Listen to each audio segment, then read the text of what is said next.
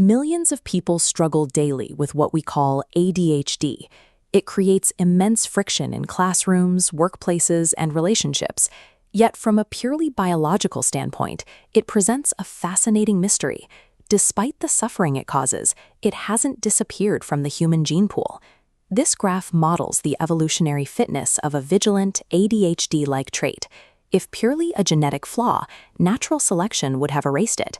Instead, it stabilizes around 4% of the population across cultures. It persists because it had a purpose. This statistical reality has sparked a polarized debate. Half the internet claims it's a hidden superpower, while others dismiss it as an excuse for poor discipline. Both are dangerous oversimplifications. To understand the reality of the condition, we have to look at it through a specific 4-part framework. We need to view it simultaneously as an adaptation, a difference, a spectrum, and a disorder. Strip away any one of these 4 pillars, and you amputate the truth of what the patient actually experiences. To solve the paradox, we have to examine all of them. We start with adaptation. For the vast majority of human history, our ancestors lived in small, nomadic bands. Survival in these harsh environments relied entirely on securing scarce calories and detecting immediate threats. If a tribe was composed entirely of careful, slow-thinking deliberators, they were highly vulnerable. A predator approaching in the brush or a sudden opportunity for food would be missed while the group took its time to reach a consensus. They needed sentinels.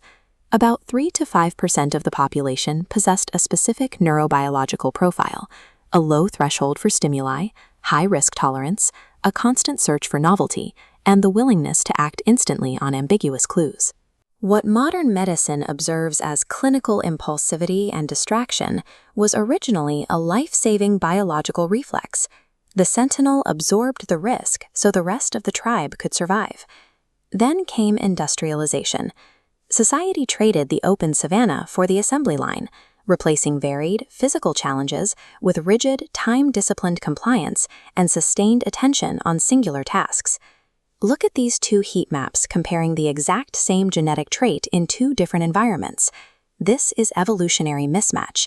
The neurology remained identical, but the demands of the world completely reversed.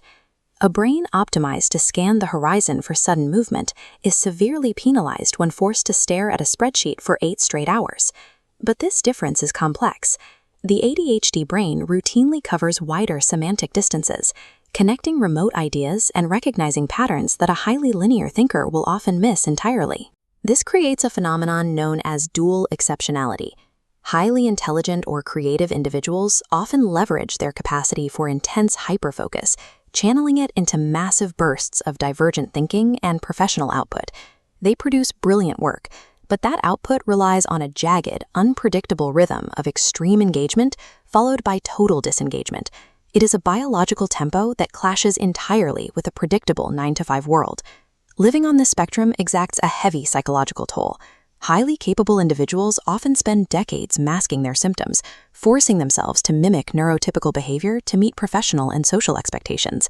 They rely on adrenaline, anxiety, and sheer hyperfocus to meet sustained daily demands. But this is a fragile workaround. Over time, the massive energy required to constantly override their own neurology causes the individual to eventually break down. This is compensation collapse. The emotional fallout from these recurring cycles is severe. It frequently triggers secondary depression and acute rejection sensitivity, where the individual becomes painfully attuned to perceived criticism from peers. Zoom in on the family unit, and the interpersonal friction becomes obvious.